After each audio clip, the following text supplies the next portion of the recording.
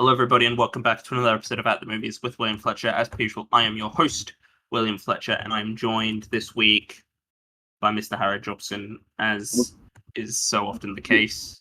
We're bringing it down today. We're bringing the house down. And Harry is now back from Japan, if you weren't aware of that. Back in fucking Australia. And you...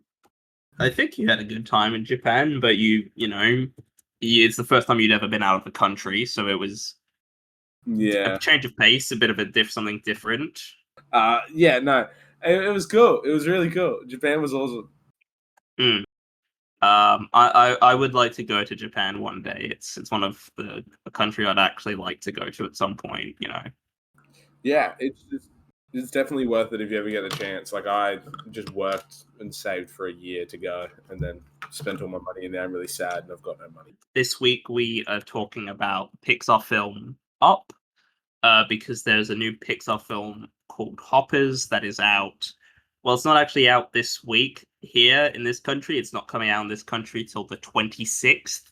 Don't you just love that? Don't you just love when that happens? I think it's unforgivable that movies don't get released like the same time here as they do in every other country. I think it's a fucking joke that we have to wait however long for a movie to actually come out here. Like, I don't get it.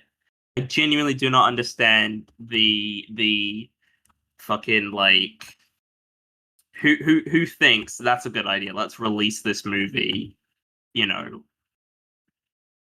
like a month later. Like, what's the point then of like going to see? And it's not like this is an independent, like small independent film. Like, this is from Disney. This is Disney Pixar we're talking about. This is not like it's the biggest entertainment company in the world, and they can't release it on like when on the same day as every other country.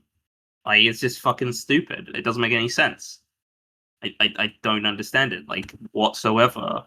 But yeah, we're talking about Up because there wasn't really like a Pixar film that sort of fit that we could sort of talk about. So we just sort of want to talk about Up because it's a very beloved film in the Pixar catalog. A lot of people consider it like their best ever film. That's such a bad take. And I was just about to say, I don't think we're gonna agree with that, because Harry and I, we've definitely talked about it. I think we've definitely talked about it before.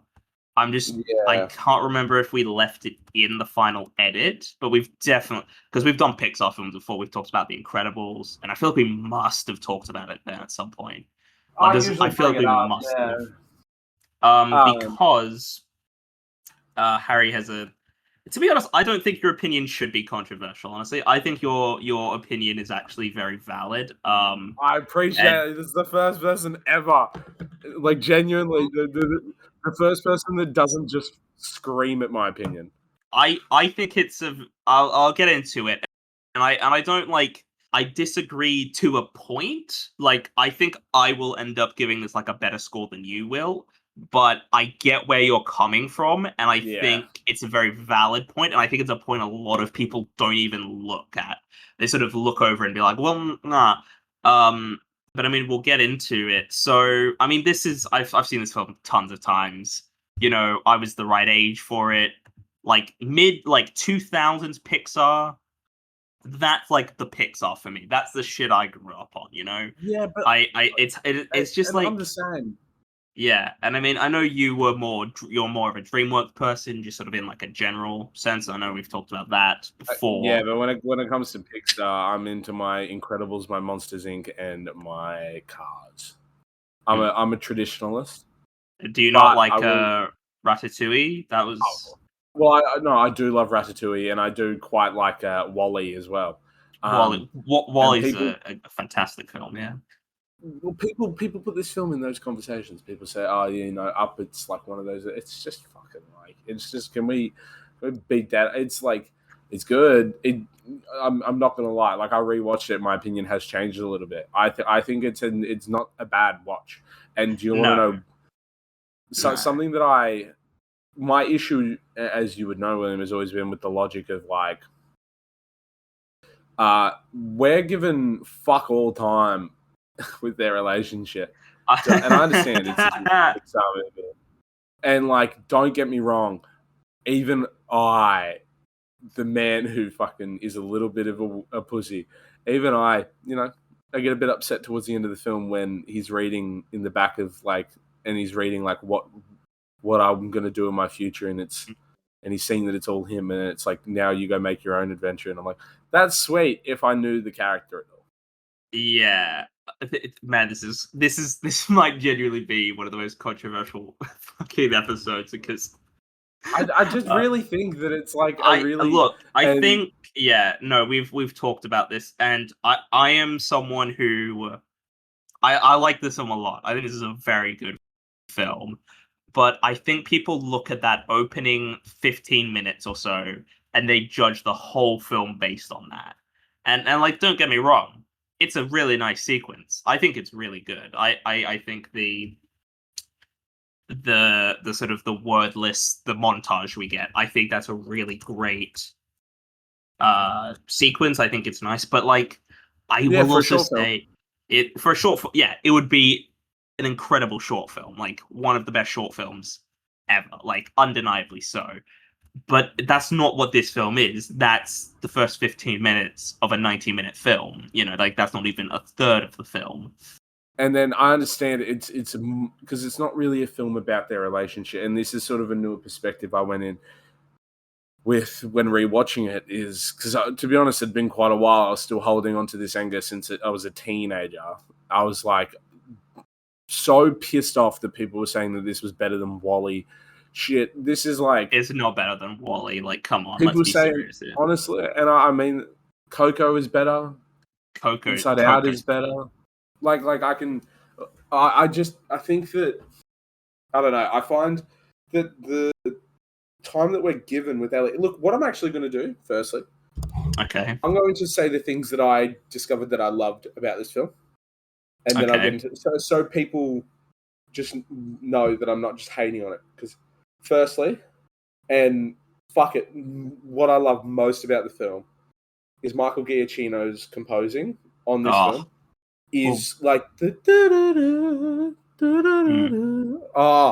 it is beautiful. Like it is genuine. Like the way it serenades the movie and goes over moments is like, this.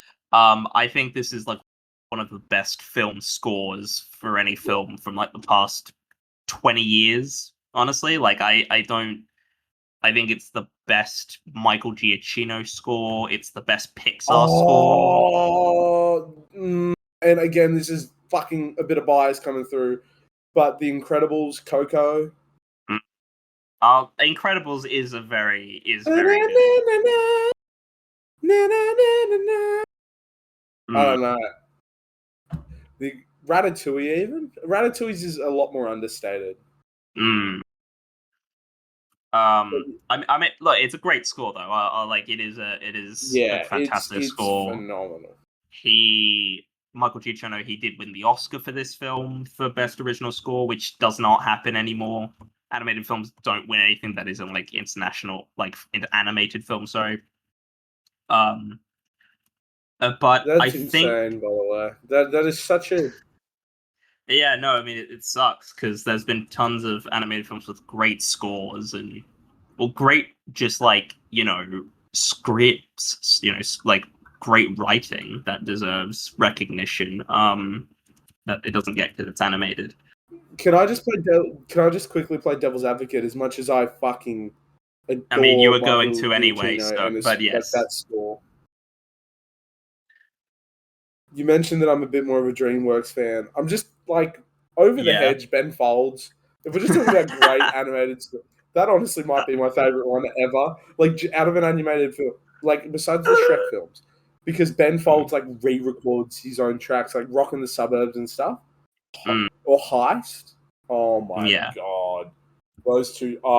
It is such a great. Sorry, or the da-da-da, da-da-da, da-da-da-da-da. Like, Yeah.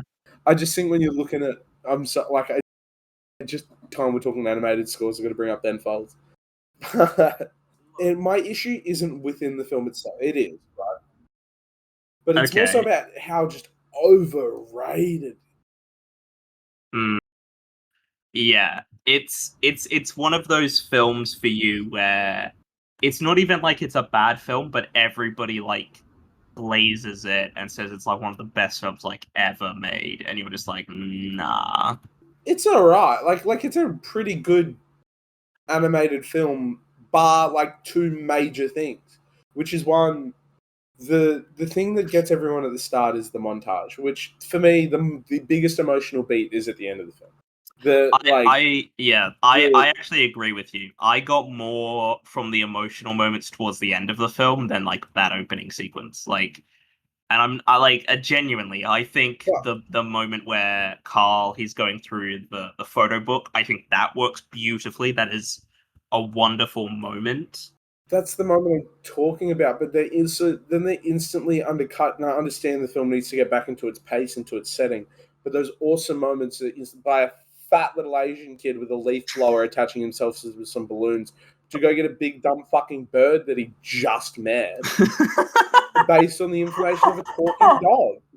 I'm sorry, but like, it's a beautiful film that's just undercut by like these weird little moments of just like my favorite parts of this film is when it's slow and it's those emotional beats. Because if you made the film an emotional beat sort of film, it I feel like it hits so much harder, but it just tries to play into that newer age of like Minions-esque comedy, where it's like, yeah, like a fat little Asian fucking doing his thing. It's chill, but like also the whole villain of the film is Oh, so don't. frustrating because I understand Oh, it. damn it! I It was. I find it Yeah, so frustrating because we're I'm gonna like, disagree I, on this, but I yeah. think it's I think it's like execute. I don't know. I like it's a representation of like, oh, who they looked up to as kids, and him and Ellie's relationship, and like don't meet your heroes, and like it's how's he still alive? One, That he was bit like doesn't make. 40 and he's calling this guy an elderly guy. This guy's so old. This guy's got to be hundreds, at least in his 100-year. Yeah.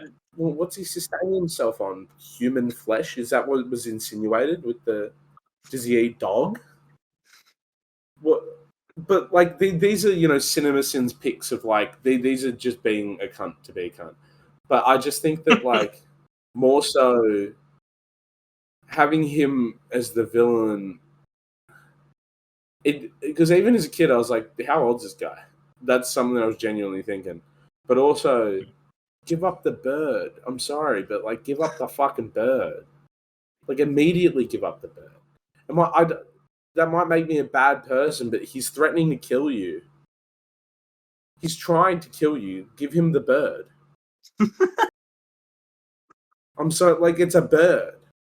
Yeah, maybe I'm a bad person, but like, I just truly think that it just doesn't seem like a. I understand a movie's got a movie, and I respect it for it. But this is the slapstick shit about the film that it's a Pixar movie, and I need to understand that. And at the same time, I can sit here and talk shit about how amazing of a movie fucking Monsters University is, and it's like they're monsters. Like, I can apply the same logic, but it just doesn't. It like the difference between, and we're going to look at a Pixar's own property. Like, Monsters University has a real emotional beat towards the end of the film, but it's not just, again, it's then immediately followed up by a very dramatic moment in a Monsters Inc. movie, like in a Pixar animated film.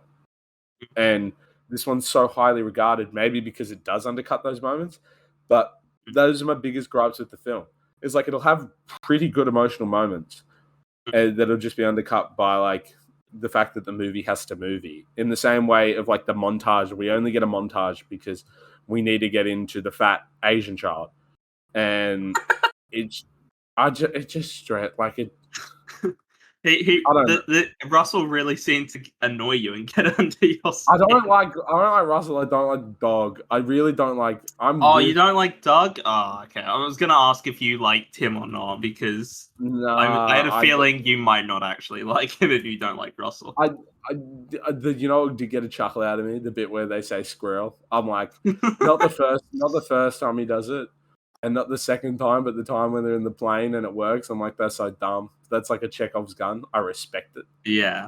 but like, yeah, I thought that was actually a very funny bit of writing. Yeah. But I just, yeah, like there are parts of the film that I really enjoy. Again, the emotional moments of the film, the score, like sort of the animation.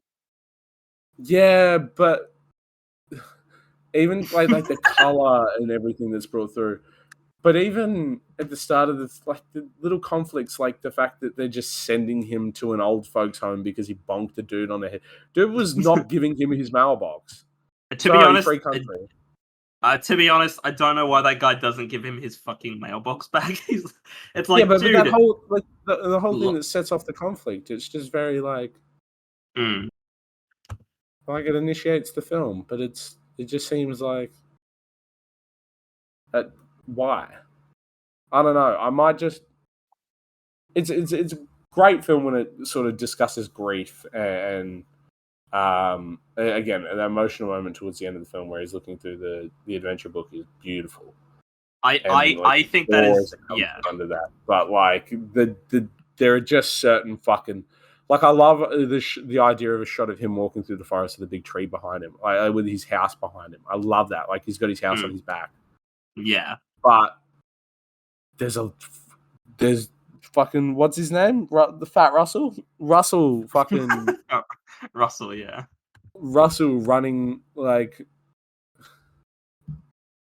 He just ruins the movie.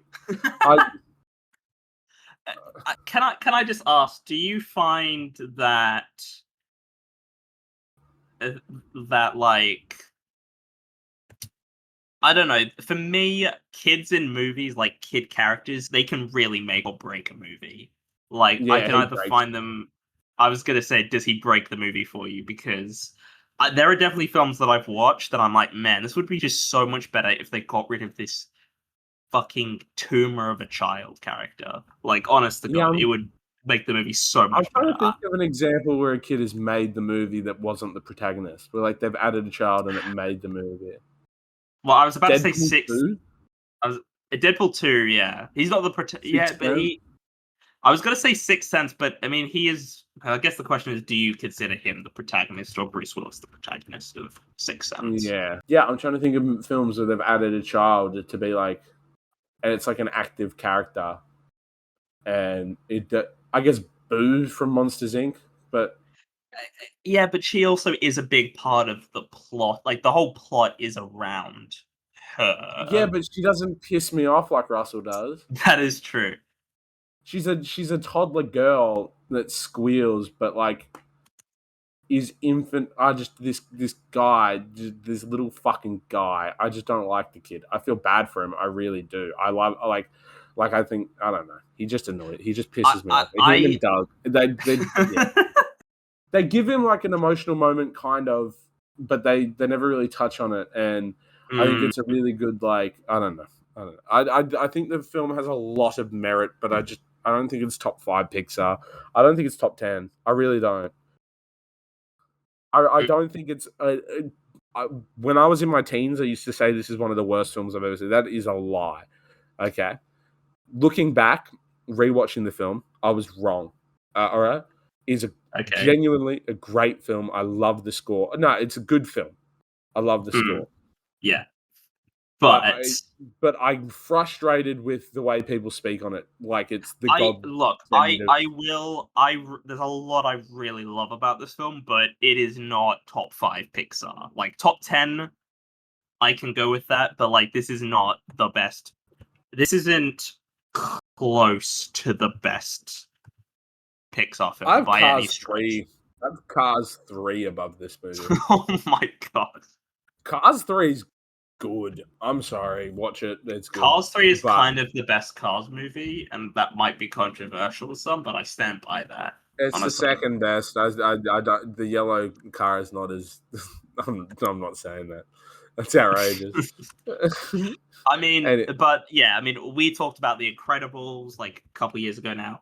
The Incredibles is like deserving of being like considered the best Pixar film. Like Incredibles is a fucking it's up there. banger. I really truly think it's Monsters Inc.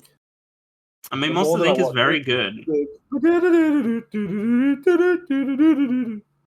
and just like it's got the blooper reels that you need. It's I don't really like that, to be honest. I find that you kind didn't of you didn't like the scripted blooper reels, no. I find it annoying, honestly. Like I find but the them. story behind them initially was so charming. It was like the original animated group would do it to like I don't know, get like little in jokes out there and stuff. Plus, Mike Wazowski saying, "Go on, go throw up," is one of my favorite clips that ever exists, and it's a blooper reel from Monsters Inc. I just the incredible, like I think when you're looking at GOAT, like the greatest of all time Pixar movies, you're looking at Toy Story 2, you're looking at The Incredibles. I think maybe Monsters Inc. I think there's an argument for Finding Nemo, Cars, like Wally. I really kind of think it's Wally as well. I don't know. Pixar is so strong, and then they make Mm. up just because it was in the just because it was in the golden era. Like I think it's Mm. alright. Like I think it's an okay movie. It's just not. Yeah, I mean it. Yeah. Look, I have no like I get what you're saying, and I can't really disagree with you in the sense of like I agree with the points that you're making, but I just there's a lot that I do really like. Like, look, I don't mind Doug. It's not as funny now as when I was a kid. Because when I was a kid, I thought that was shit was really funny. It's kind of annoying now, and I'm kind of just like, that's cool. I don't need this anymore. But I think that I think yeah. Look, I think the film is a very good, well done, emotional film. I just think people overlook it all because the opening sequence leaves such a big impression that people think it's great. And it's like it's not like even the most emotionally affecting moment in Pixar's like catalog of films. Like there are so many other moments I would point to as being more It's not the. It's not the. emotionally It's not the effective. most. It's not even the most emotionally effective moment in its own film. And that's the bit that always used to gripe me the most, and that's the bit I always bring up when I say why I don't like the film, and or didn't like the film, and I still don't like. I'm not putting on up, but Mm. and I don't know. It's weird. It's very out of character for myself because I am quite the guy who loves love and everything to do with it. Um, but yeah, my biggest gripe growing up was the montage just felt so like okay, you're Disingenuine. trying to Like it's trying yeah, to it make just you felt cry. so like it was designed. It didn't feel like authentic because it was a montage. Yeah. I get that. Look, I think it's a very good scene, and if it was like a short film, it'd be a very, very good short film. Oh yeah, I agree. But I just don't think it works as like in terms of yeah the emotional beats in that film. Like hell, I even think the moment sort of towards the end where Carl he gives Russell the badge at the end. Like I think that even works better as like an emotional moment personally because it like we've spent the time knowing who these characters are, and I just don't think we get that with Ellie's character, yeah, Ellie's character. Yeah, and I just yeah. I yeah no, mean, but like I just that's why again I just think yeah I think it's a bit of a stumbling block, and I just think people can't look at I don't want to say can't look at it objectively because that just sounds like arrogant of me to say, but it's I think it's kind of true to a set to a degree in the sense well, of like yeah, people love that opening sequence so much that they don't even consider the rest of the film and ignore the bits that don't work as well. yeah. I really don't like the dog or the bird or the fat kid. I Do you No. like the stuff with the other dogs in it, or do you? Yeah, I kind of do. But it just feels all a bit Mission Impossible to me for a fuck to the movie. Like it's just such a tonal shift immediately, and then now we're given this like weird cyberpunk, not cyberpunk, like steampunk Mm, 19 fucking 50s explorer who's just dead. He's actually just a dead man. Uh, and yeah, he's just like the main arc. I don't know. It's just such a weird. It's just so jarring to me. I rewatched the film and it just felt jarring, as if the pacing was off, or it was right. yeah, just the tonal shift I wasn't quite ready for, even though I've seen the film. I always just sort of Mm. go, oh, yeah. Now we're into like weird action comedy, up until the point where it had been like largely more like sweet moments. Yeah, Um, I'm gonna be honest. I don't really like the action stuff. I can't say I particularly care for that much. Like, I don't. It's not that it's bad. It's just like it's not that interesting. Like, look, I like a good action film, but like I think what I enjoy in an action film and what other people enjoy in action films is very different. Like, I need a bit of story. I need, some plot and some character. oh yeah, like I like I Speed because it's fucking badass. Speed is Like fun, right? But like, it's why I don't like Mad Max Fury Road, for example, because there's no fucking story in that. It's just cars driving for 2.5 hours, and it's just fucking boring at a certain point because it's like it's well done, but it's like there's no story, there's no plot, there's no character. So like, why should I care about what's happening in this film? Um, yeah, one thing. So you don't like the villain? You don't think the villain works as like an effective Pixar villain? effective, and I think he works. Like I think he's a fine villain. He's better than fucking other ones. But I just find that like his motivation just being, oh, he's a guy that searches for the bird, and he'll kill anyone in his way to get the bird. Like how? But like if he's clearly been there from the point of which our main, what's his name, Carl. Carl. Yeah, that's the main Yeah, the main guy. Yeah. Carl has gone from like a fucking 10-year-old child. He's been there for at least 60 years, I think is fair to say. 65. Mm, Let's say Carl's retired, he's 75. okay. We You haven't can. found you haven't found the bird? You've not had chocolate on you once in 65 years? I'm sorry. I like it I just mean, he's got it's dogs. just Like, dogs can't have chocolate. yeah. He's got dogs though. Like his dogs haven't found it in 65 years. Mm. There's a part of me that's like poking plot holes in it for just be a cunt, which is true. But there's I'm just looking here. Charles Muntz is 92 in the offensive up. Carl yes, is 78. okay. Let's for argument's sake say that Carl was 8 when he met his That missus. sounds about right. Yeah. 70 years. So we're saying that Muntz was 22. Mm. Yeah, I think around that. He's like, 22. Yeah, give or take. Yeah, so he's our age. No, I'm sorry, he's finding that bird. Like, It is. I mean, they say that he knows where the bird is, but they can't get in there because otherwise they'll get trapped or whatever. Um, but don't know how he necessarily knows that because he says he's lost a bunch of dogs to it, but but also, but the question is, where does he get the other dogs from? yeah, Like, are well, they? where the dogs come? There's just so many Because different because breeds, all the dogs seemingly have like male voices. and they're all a different breed. Yeah. So unless there's some like unless he's just given all the dogs, including the female ones, male voices. It's an odd thing, but I think he's an interesting villain. I think I do sort of like that.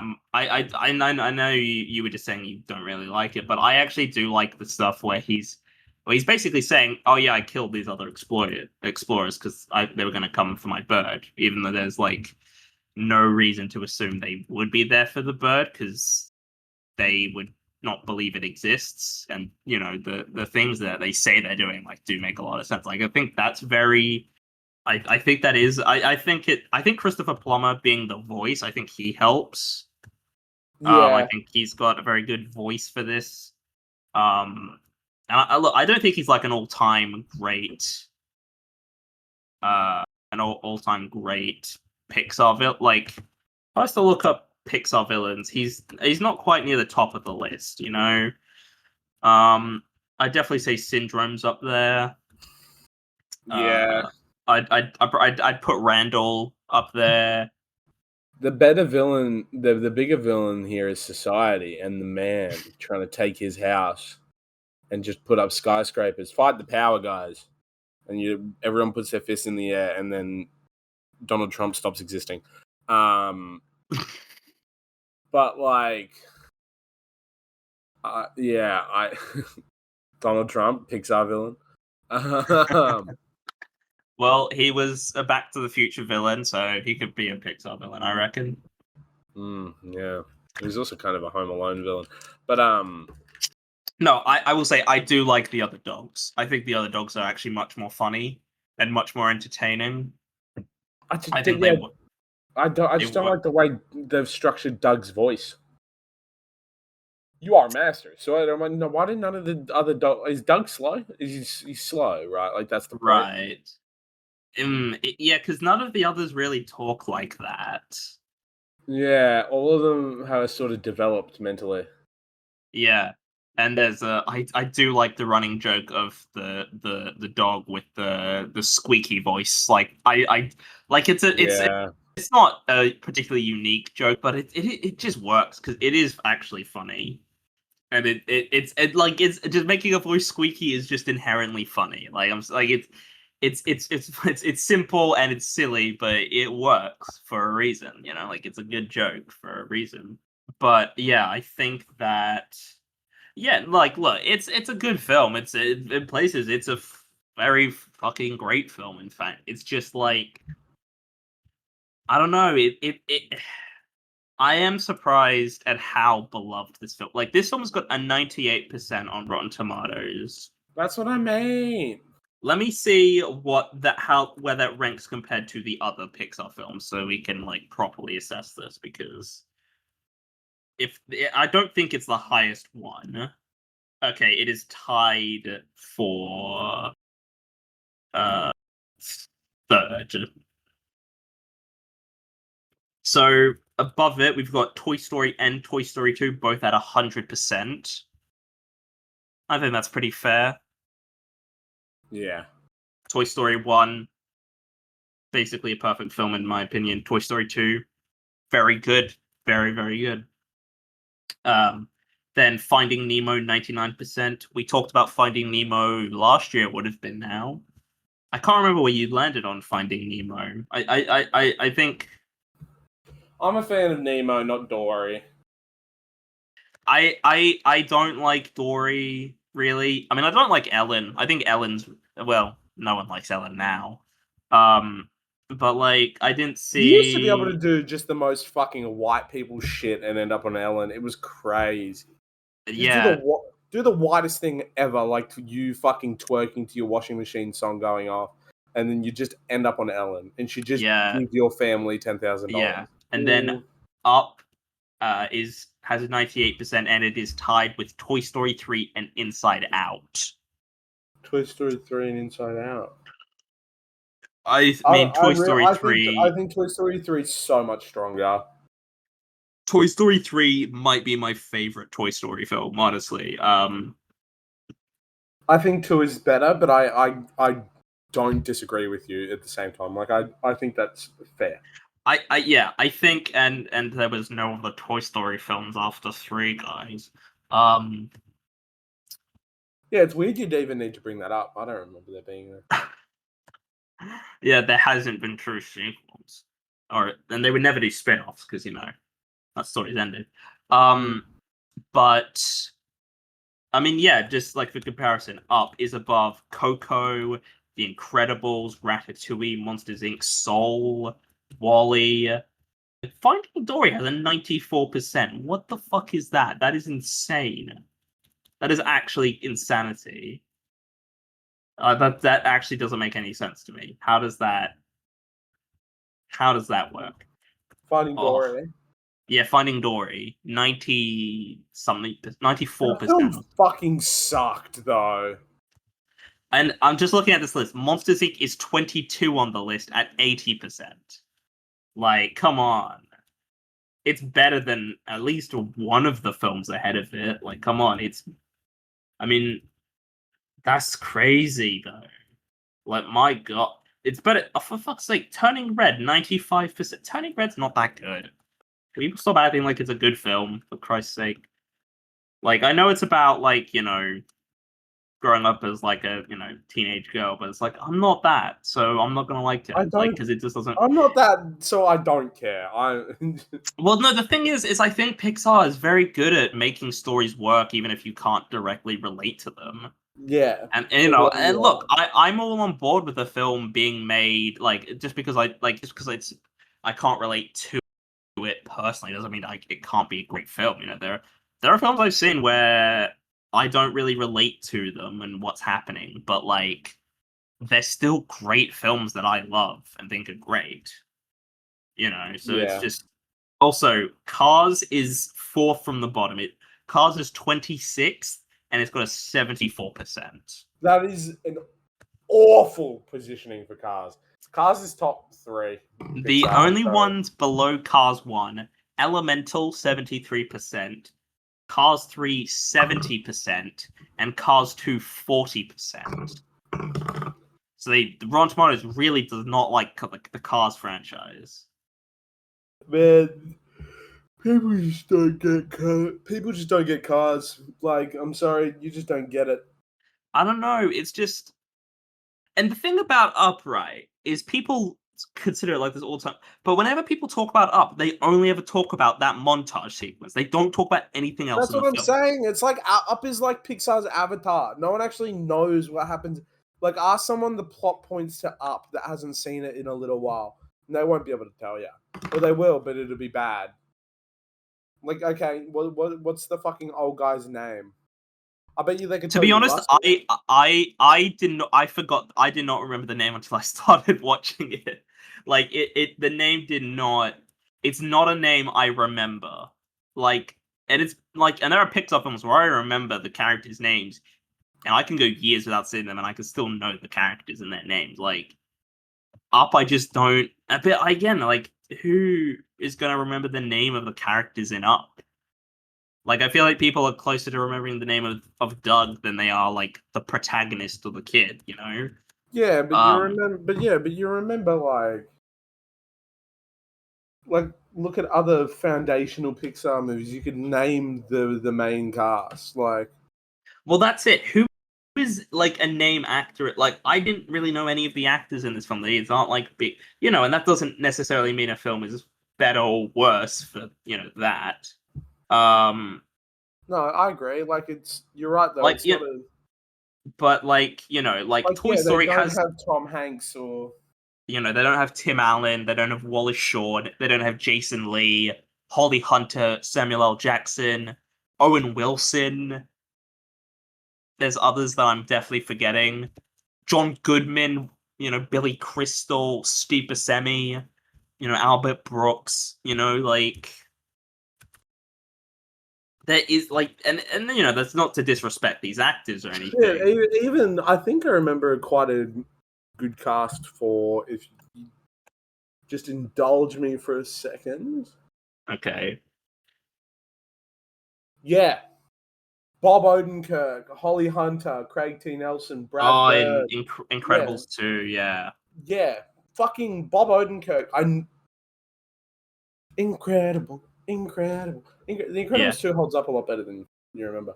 But like, Yeah. I mean, you've got Jonathan Banks in Incredibles 2. I You've mean, you got got Isabella John. Rossellini. Phil Lamar is in there.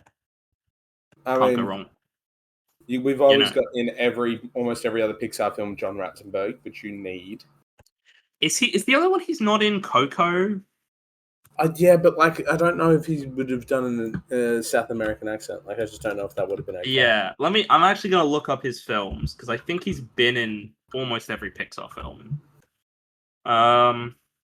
Let's see: Toy Story, Bug's Life, Toy Story 2, Stink, No, he's in it. Nemo. He is. I cannot remember. He plays Juan Ortodon. Juan plays this guy named Juan. Fucking Christ. Juan Ortodontia. Christ. So he wasn't in Elio. He's not in Hoppers.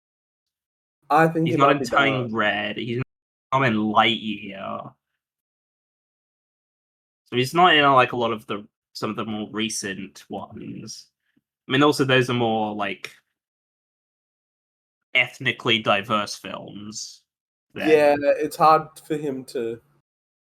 Without it, with like I think he could probably fit in those films, but like do you really want to cast a white Republican? He's a very outspoken Republican.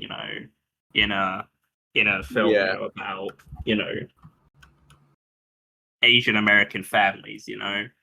So like I get it. I get it. Yeah. It doesn't surprise me. Absolutely, it's a shame that someone's political beliefs can get in the way of them just being a huge icon. Who is he even in Up? I already forgot who he plays was. like a construction worker at the start. Oh yeah, that's right. Yeah, he's one of the. That's right. Yeah, he talks to Carl sort of towards the beginning, and he's not the one who gets his head bashed in with a fucking mailbox. Yeah. Which is it is a bit of an odd moment. The more when I think about it, I'm like, he just randomly just assaults this guy, and like, look, the guy shouldn't have been touching his mailbox. Let's just be honest. Why wouldn't he just give it to them? Why I don't. Yeah, just give the dude his mailbox, man. Like, come on. He doesn't there's no reason for you to be holding the mailbox anymore. Also, like, you're really gonna try and take something from an elderly person. Like, come on, dude. Like, at that point, you're being a bit of a dick to say, I'm gonna, keep this from you. Yeah. Even though, like, it's his mailbox, Is there anything else you want to talk about sort of in relation to this film? Yeah, just to really hammer home that I just think that ultimately everyone just needs to calm the fuck down. Like, sit down and watch the movie and tell me it's one of Pixar's best. Because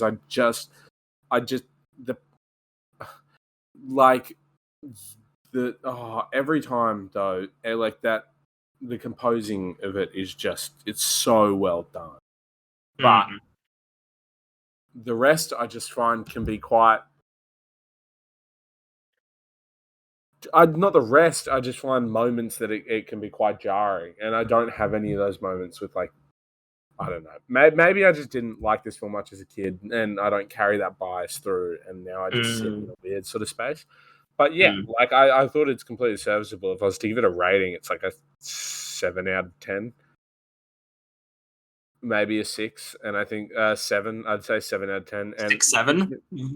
Okay, so William, I'm quitting the podcast now. Sorry, no, I'm kidding. I'm joking. Look, I think I don't get it, and I think it's stupid. I just was like, you're fine. It's stupid though. I don't get what the memes are now, like what the kids are doing now. I don't get. You don't know about Clavier getting clavicular getting framed by ASU frat leader. That's so insane. These are dudes like our age. Yeah, I woke up one morning and one of my mates had sent me like 10 posts about it. Yeah, I'm gonna give it a much higher score than you. Well, yeah, it is a higher score than you, definitely. But I'm gonna give this a low 9 out of 10.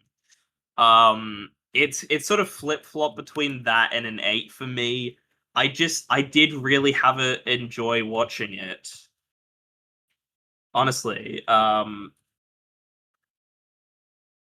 Look, there are problems with it. I cannot disagree with that. I think all the points you make are very fair, they're very valid, they're very true. Um but it doesn't detract from how much I do enjoy the film. Yeah.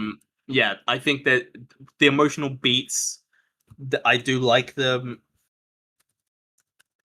I think that it's, yeah, the performances I do think are very good. I think it's the animation still holds up, still works today.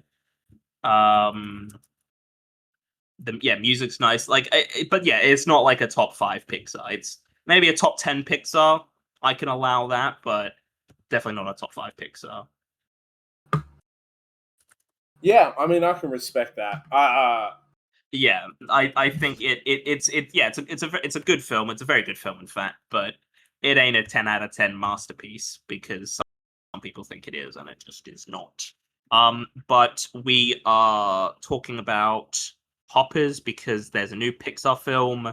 Um, Hoppers. That's the new Pixar film coming out that we're tying this into. So we'll talk about it in the review of the year episode.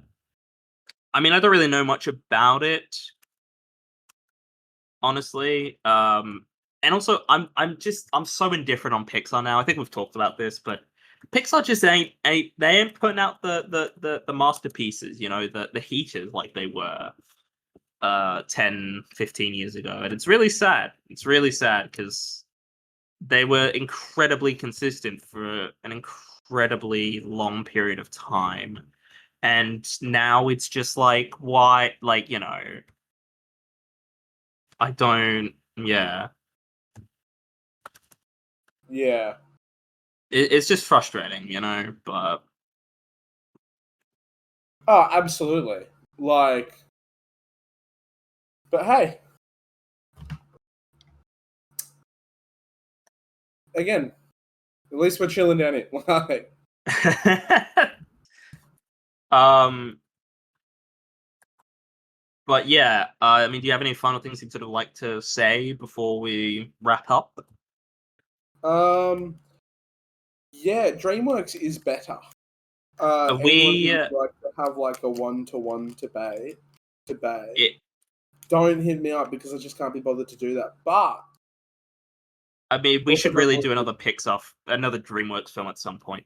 I was planning to do the Shrek films this year, but they fucking delayed Shrek 5 to next year. Really annoying. I can't remember the last time something was coming out that I was super excited for that didn't get delayed. It's real. I'm really annoyed, honestly. I was like, I'm like, good. I finally could talk about the Shrek films on this podcast, and then they just fucking delayed it to next year. And I mean, they should because it doesn't look good. Like the actual animation, it doesn't look good from that like little teaser they put out. It kind of looks bad. I'm gonna be honest. I don't think it looks particularly good. But I think that's pretty much it. I think that might be us. Thank you, Harry, for joining me for this week's episode. Thank you for having me as always.